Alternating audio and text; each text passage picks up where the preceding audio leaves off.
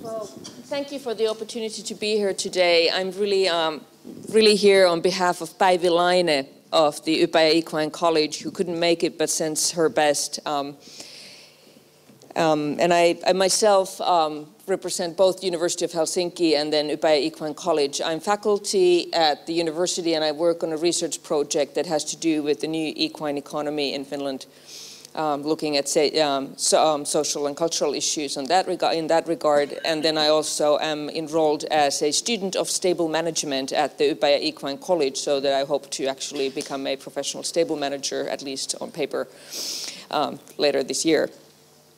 And I do some voluntary work for the Federation. I'm one of their voluntary links to the racing world, so that the Riding Federation and then breeding and trotting are separate organizations in Finland.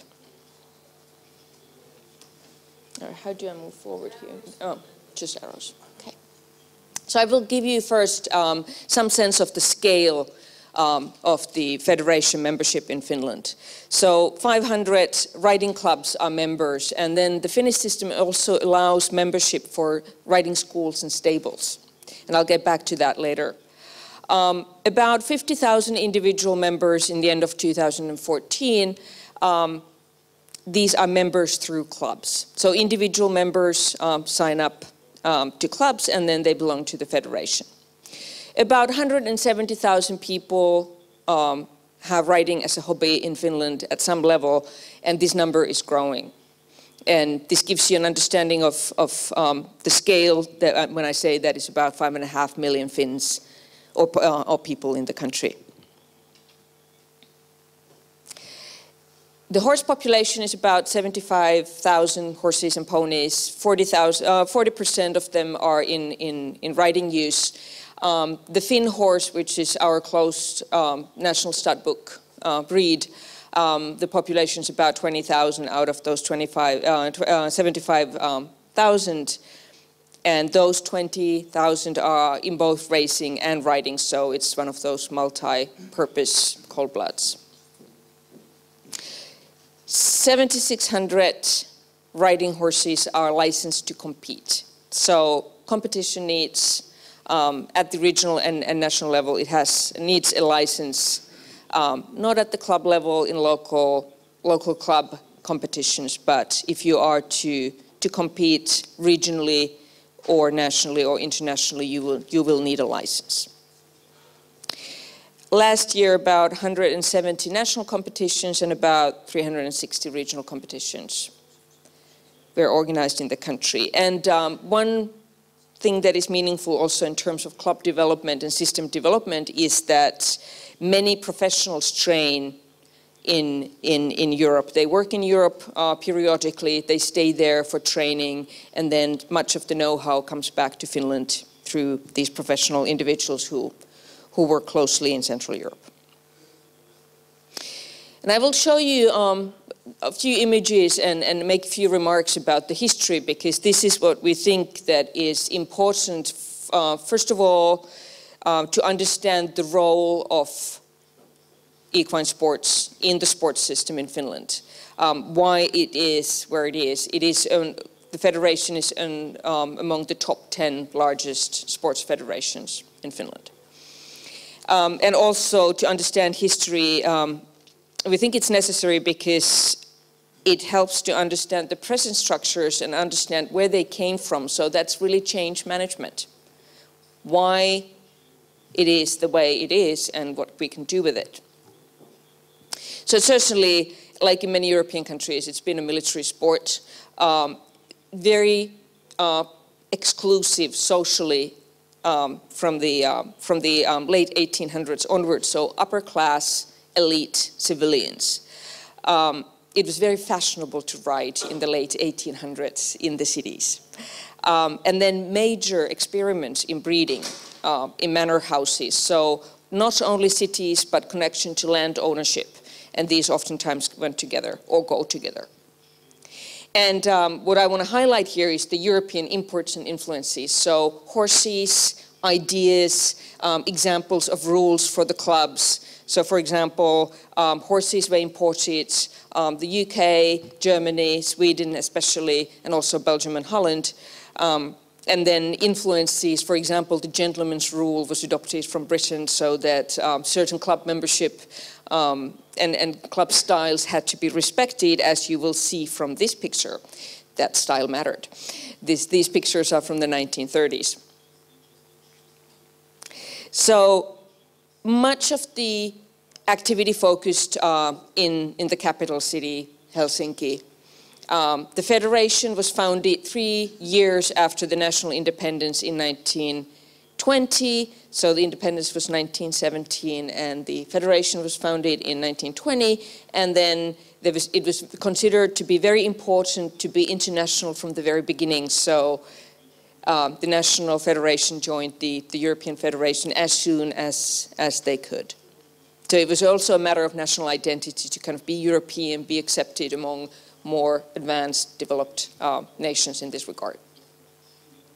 So from this history, the key lesson is that state, society, and the sports system are extremely closely connected. So there was the cultural connection, but there was also the political connection, because many of the landowners, the urban elite, was from the banking world, from the schooling and education and business worlds, state politics. So it was really the who's who in Helsinki and who's who in Finland when the major clubs and the federation met in Helsinki and the surrounding areas. So why riding has always had a kind of central position in the system and sports system, it has certainly been a world of its own, because it's very different culturally and historically from the racing world, which is then more agricultural and rural. But certainly why the major structural changes and challenges from the 1930s to the 50s, including World War II, including a technological change in agriculture, collapse of the equine population, and then also the end of the Finnish cavalry in the 1950s and 60s. How these major structural changes turned into challenges and how they affected the system at the federation level and also the sports system. So really the result was that new civilian sports from the military towards civilian sports from the 1960s and 70s onwards. And this is the key, because the 1970s in many regards was really the decade of education, vocational education in the horse industry. So many of the military experts went to civilian teaching. For example, Ypäjä Equine College, well, many of them worked there already because it was the military riding school and the state stud. But then later on they stayed and taught civilians. Many of you know Kari Haimi through the federation activities, and he also sent his best. That's his father, who was an officer in the Finnish cavalry. He was an Olympic rider in the Helsinki Olympics in '52 in team show jumping and I believe individual eventing. And he then taught until his very retirement. He taught generations of Finnish riding instructors at Ypäjä. And that's his class right there. So 1970s, the government involvement, initiative involvement and investment are significant. So vocational education in Finland, we really have a public schooling system from the very beginning, from the comprehensive school all the way up to the university. So it's free of charge, or it is subsidized so heavily that the payments are nominal. So part of the national education system, riding becomes one central aspect of the sports education in the 1970s. Government puts money in it. Very professional instructors come through this system, especially from the cavalry history, and they focus on developing clubs and riding schools. So if we are to train instructors, we need the structures where they can work. And the federation started their own training of trainers, coach education in the early 70s as well, and the first riding for the disabled instructors were trained in the early 1970s. And this again has to do with the history and those European influences. So this was also like, oh, others are doing this. We need to try this as well in the general social development context of the state and Finnish society. So there's a kind of the history explains some of these structures and helps to manage them. But the result then is, which is really kind of one key of the Finnish system, is the quality instruction. So international level 1 instructors are taught in several institutions.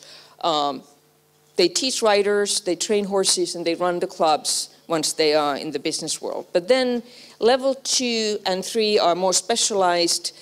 There's 3 schools, 3 colleges that train level 2 instructors, and then level 3, the international masters riding instructors are trained in Upäijän. There's about 50 people with that degree in the country. They are then the kind of the business and management side in addition to the horse work. So the training and we stable managers actually study quite a lot with the masters instructors. So we share the business training, for example. We have both management and business segments in those degrees. So these are the people who then end up in the development, management, and entrepreneurial efforts.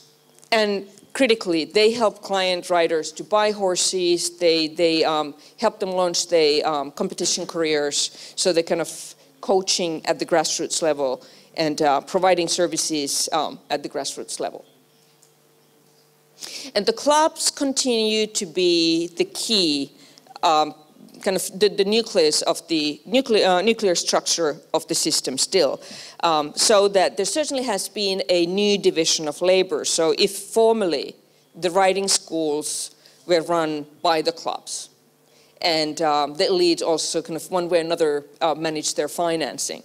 But this became more and more business-like after the new professionalization in the education. So it's really, they're now private businesses, but they are very closely connected with the clubs so that they overlap and they benefit from their synergies in a way that clubs run competitions. So like in Norway, the individual competitors represent the clubs when they compete. The number of clubs is still growing, but there is also a high centralization. So basically, where the clubs are, you find the horses and you find the people in the southern quarter of the country. Within that triangle, depending on what you're looking at, but well over 1/2, 55 to 65%, of members, club members of riding clubs and schools. So pretty much within the major cities, 1/3 in southern Finland, the southernmost province around Helsinki alone. So very heavy concentration. And still, you need to be located near your urban customers. So riding very prominently is an urban sport still.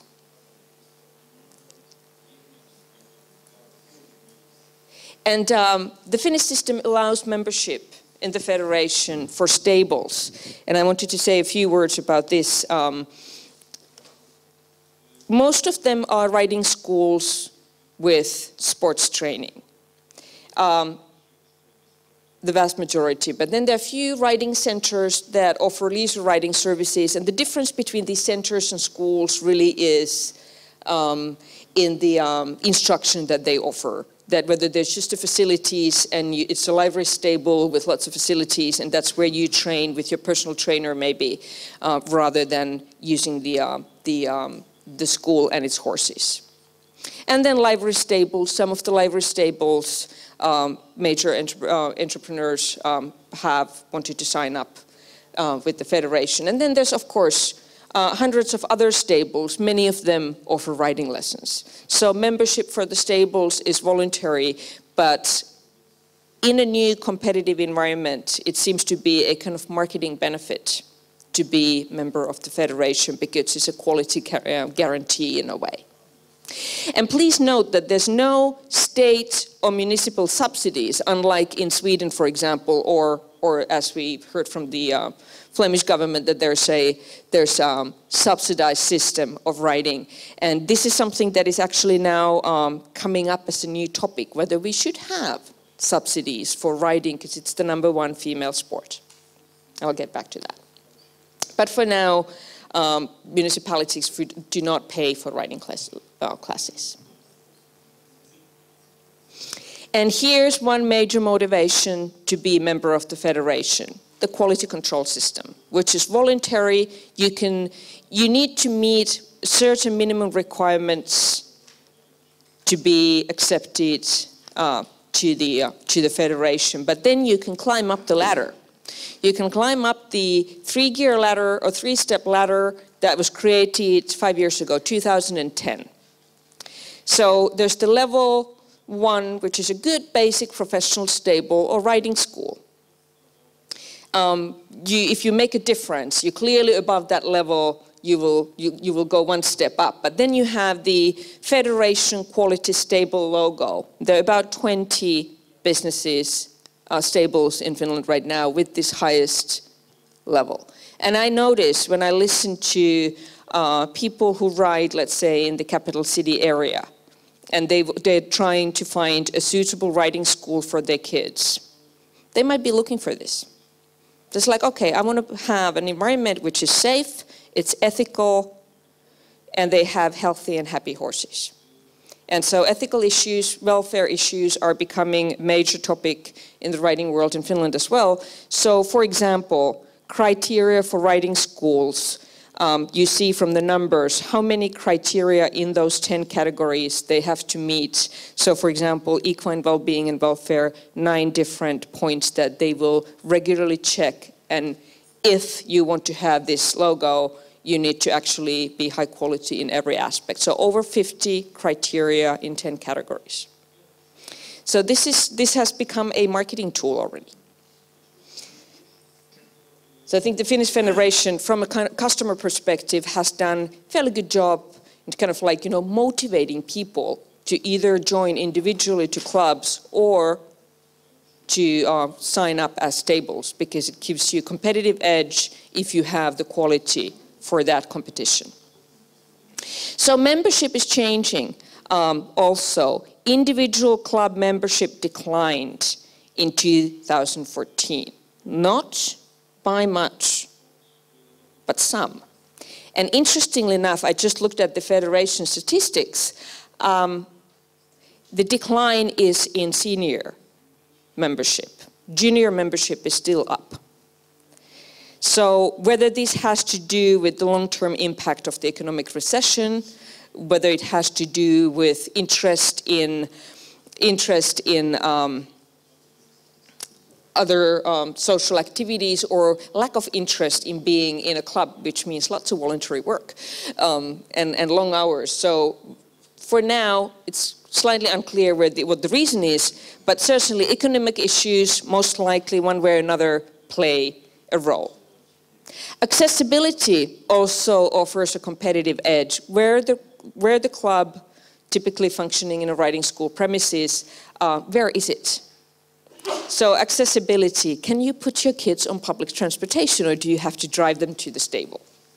If public transportation is really accessible, they can actually charge a little more, and people will still come. Accessibility also now, with the increase of attention to special groups. For example, accessibility with wheelchair, with therapy. So how do you access the stable itself? What kind of services they offer? So accessibility from a variety of perspectives. Changing, and also a challenge and a change is certainly the age of writers. So 60% are seniors, and seniors are aging. And then there's certain gender exclusivity. As I said, it's the #1 sport for women, but it's pretty much only women now. 93% of all Federation club members are women, and among the juniors, 97%. So boys are just really non-existent there now. And then, of course, I mean, with this membership, there's new needs and interests in society, and the competition is tough. So if you have X amount of leisure euros, where are you going to put them? Are you going to continue riding, or choose some other leisure activity, or split your energies and your money? So also the environment for the clubs is now very different. But if there's challenges, that means that there's also new opportunities for development. Seniors, there's more elderly riders. That means there's a new market for all kinds of activities. The Federation now, actually their latest, the most recent issue of their magazine did this theme issue about age and riding. So if the number of riders is growing, it means that in the future there will be more people among the elderly population who can ride and are interested in it. That might be their way to stay fit. Some of the riding schools need to respond to this, and this means new, possible, innovative specialization and business opportunities. There's general characteristics in Western consumer society. Interest in new experiences. People want to try things. They want to experience, they want to feel something. There's increased wealth. We know by statistics that even if there's more polarization in society, Finns, for example, are wealthier than they've ever been in terms of disposable income.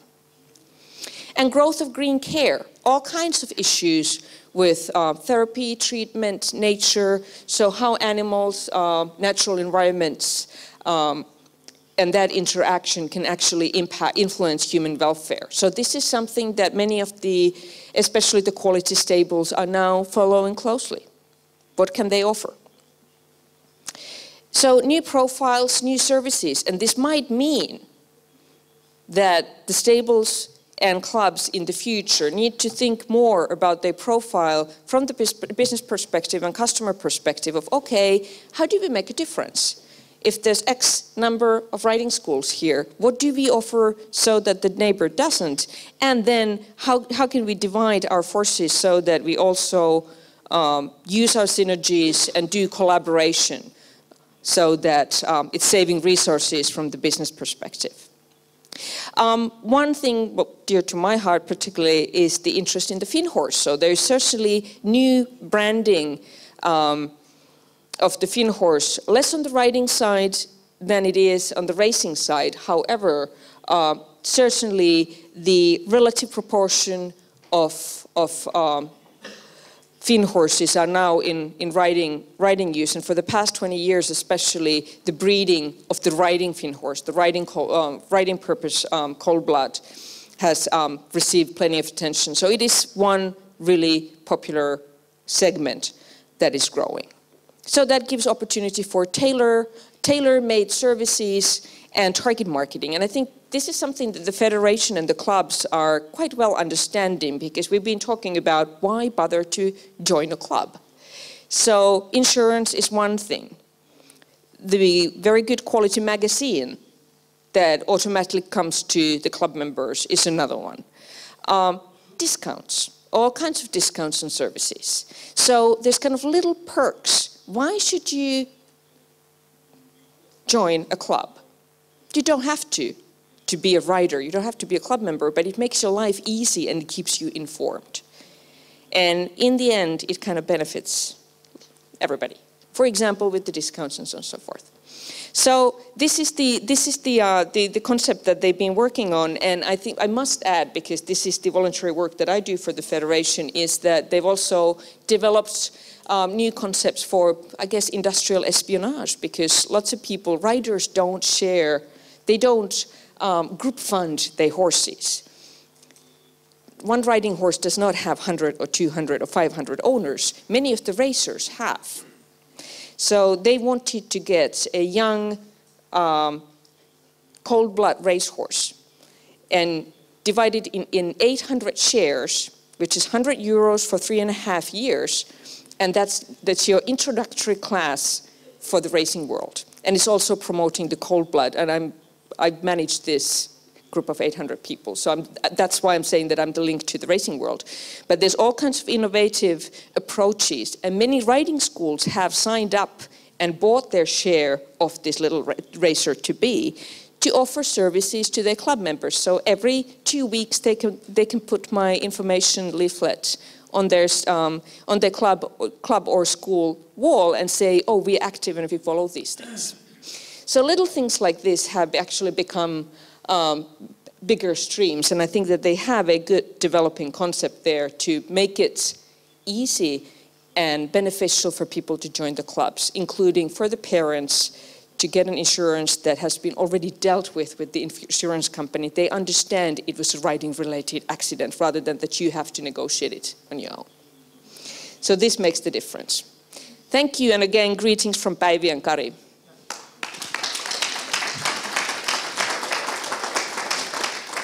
Thank you, Pauliina, for this very, very interesting and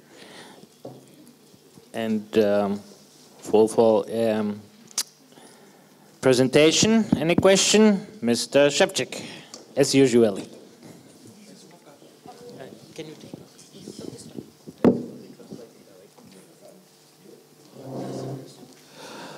Wspomniała Pani, że zjawisko dotacji Fińskiej Federacji jest czymś obcym albo nowym. Czy to by oznaczało, że Fińska Federacja nie dostaje dotacji od rządu na sport wyczynowy? Nie mówię o dotacjach innego rzędu typu na szkółki jeździeckie, na nauczanie, tylko mi chodzi o sport wyczynowy. Czy Fińska Federacja dostaje dotacje z rządu i jeżeli dostaje, to jakiej wysokości?